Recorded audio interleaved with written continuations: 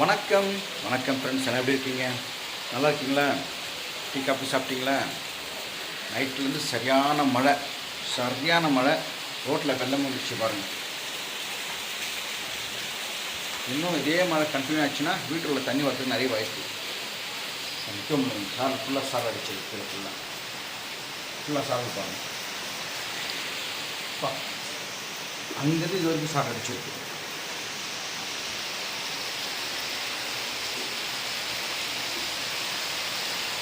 இன்று கரையை கடக்கிறது சொல்லிக்கிறாங்க. கரையை கடக்கிறதுக்குள்ள ஒரு காட்டு காட்டிடும் போல இருக்குது. ரொம்ப நாள் கழிச்சு இப்போ இந்த மழையை பார்க்குறேன். முந்தா நேற்று பெஞ்சுது, போன மாதம் பெஞ்சுது, அதெல்லாம் ஆவரேஜ் தான். நேற்று நைட்லேருந்து பயங்கர மழை பெஞ்சுருக்கு. உங்களெலாம் எப்படி? சென்னை, காஞ்சிபுரம், திருவள்ளூர், திருவண்ணாமலை அந்த இடத்துல பலத்த மழை பெஞ்சுன்னு இருக்கு. அப்போ பயன்படுத்தி தெரிஞ்சுங்க. பின்னாடி நிற்க முடியல, எங்கள் சால் அடிக்குது. எம்மா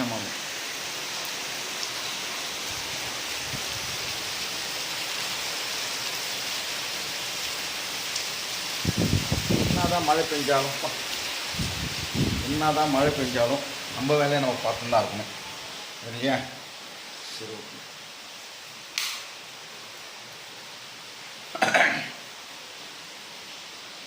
மாடி நம்மளுக்கு ஸ்டாண்டு இதுதான் ஸ்டாண்டு. சாய்ராம்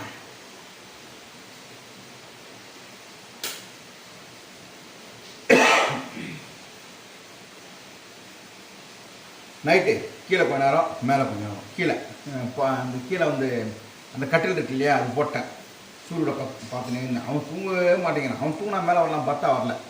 கொஞ்ச நேரம் தூங்கினா மறுபடியும் மேலே வந்தேன், மறுபடியும் கீழே போனேன், மறுபடியும் மேலே வந்தேன். எனக்கு பயம், வீட்டுக்குள்ள தண்ணி வந்துச்சுன்னா.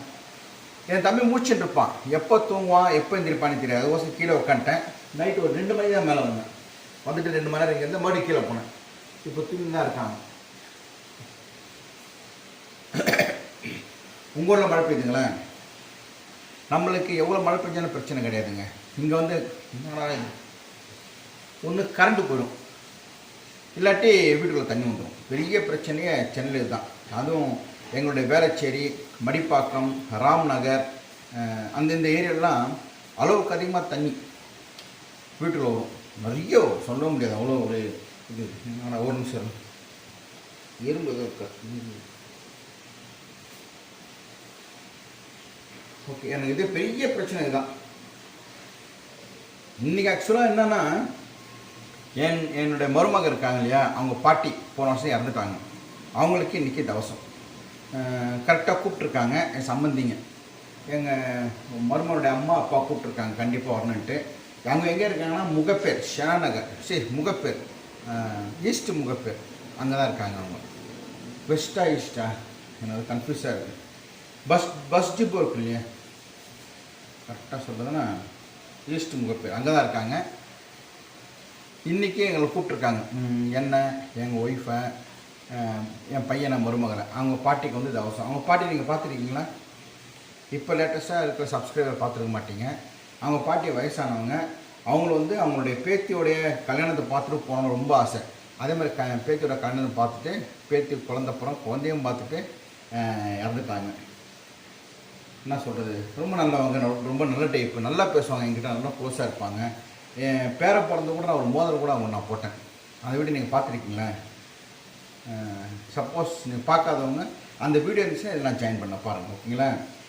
பெரியவங்களுடைய சந்தோஷம், நான் பெரியவங்கக்கிட்ட ஒரு சந்தோஷம் கொடுத்துட்டு அந்த ஆசீர்வாதம் வந்து ரொம்ப ரொம்ப நல்லது.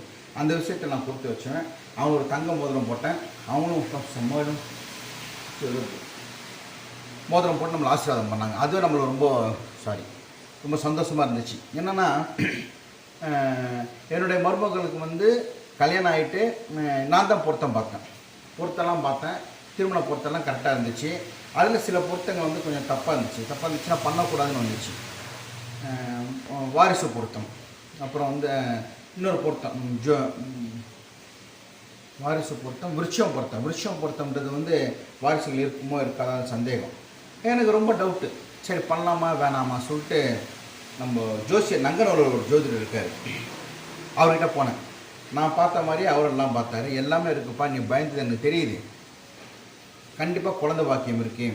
ஆரோகணம் அவரோகணம் இப்போ ஞாபகம் எனக்கு ஆரோகணம் அவரோகணம் என்ற இடத்துல உங்களுக்கு பிள்ளை பாக்கியம் இருக்குது, தைரியமாக நீங்கள் பண்ணுங்கள்.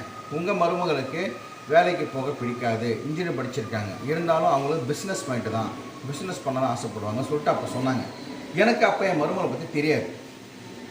அதனால் சரி ஓகேன்ட்டேன். அவர் சொல்லிட்டார் இல்லையா, ஆரோகணம் அவரோகணம் அதில் வந்து பொருத்தங்கள் இருக்குது, கண்டிப்பாக இந்த கல்யாணம் பண்ணலாம் அப்படி நம்ம ஜோசியர் சொன்னார். சரி சொல்லிட்டு நாங்கள் பண்ணிட்டோம். ஏன் டோட்டல் பிரகாரம் எல்லா பொருத்தமும் இருக்குது, அந்த பொருத்தம் இல்லை, அந்த பொருத்தமும் இருக்குது சொல்லி பண்ண சொன்னார்.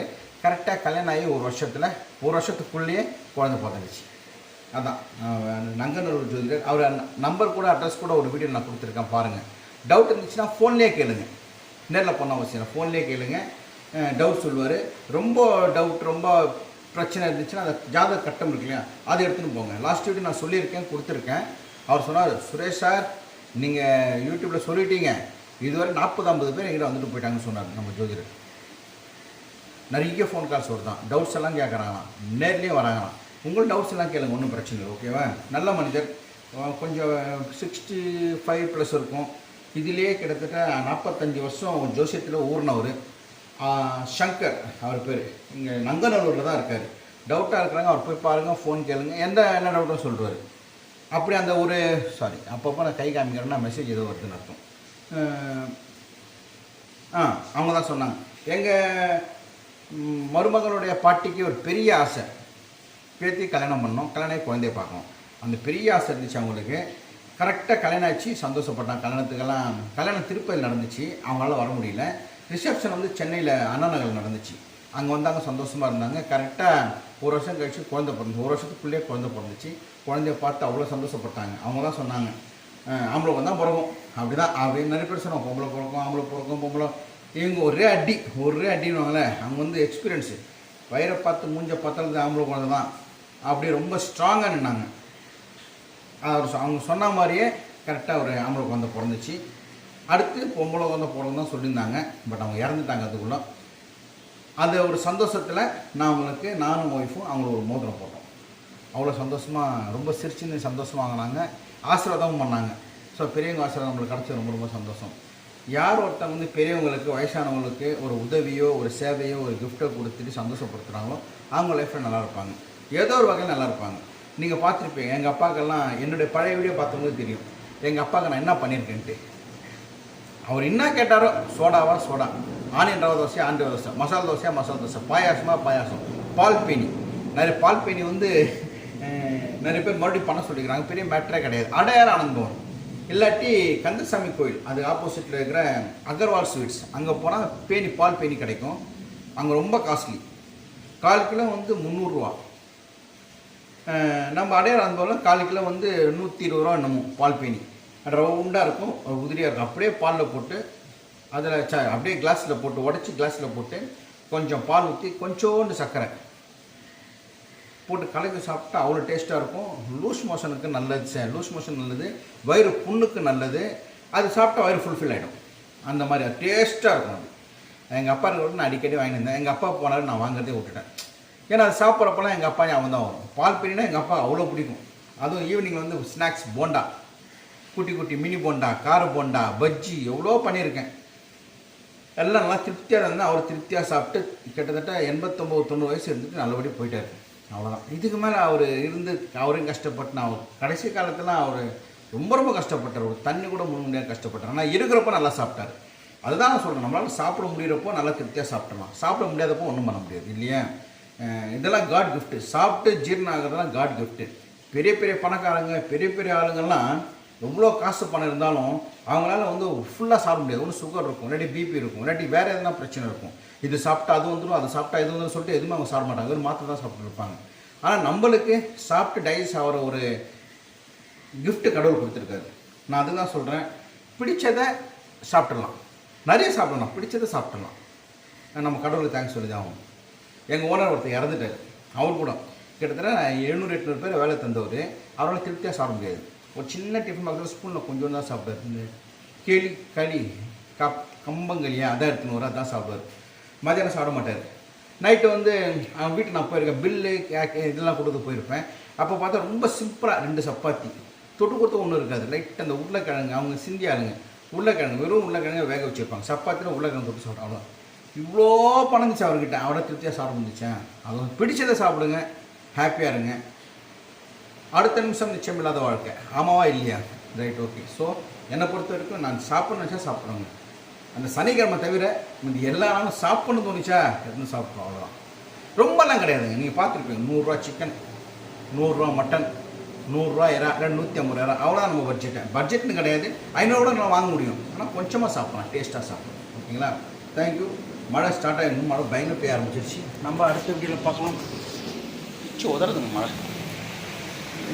கீழே போகலாம், தம்பி இருந்துச்சு போகலாம். அடுத்த வீடியோவில் பார்க்கலாம். இங்கே சாப்பிட்டு பயமாடிக்குது. இவங்க எங்கள் மருமகளுடைய பாட்டி. ஏற்கனவே உங்களுக்கு காமிச்சிருப்பேன். இவங்களுக்கு எனக்கு ஒரே ஒத்துமை என்னென்னா, பையன்தான் பிறக்கணும்னு ஆசை, பேரன்தான் பிறக்கணும் இவங்களுக்கு ஆசை. இவங்க ரொம்ப ஆசை பேரன் மேலே. ஸோ இப்போ வந்து என் மருமகளுக்கு பேரன் பிறக்கணும்னு சொல்லிட்டு ஆசையாக இருக்காங்க. எனக்கும் அதே தான்.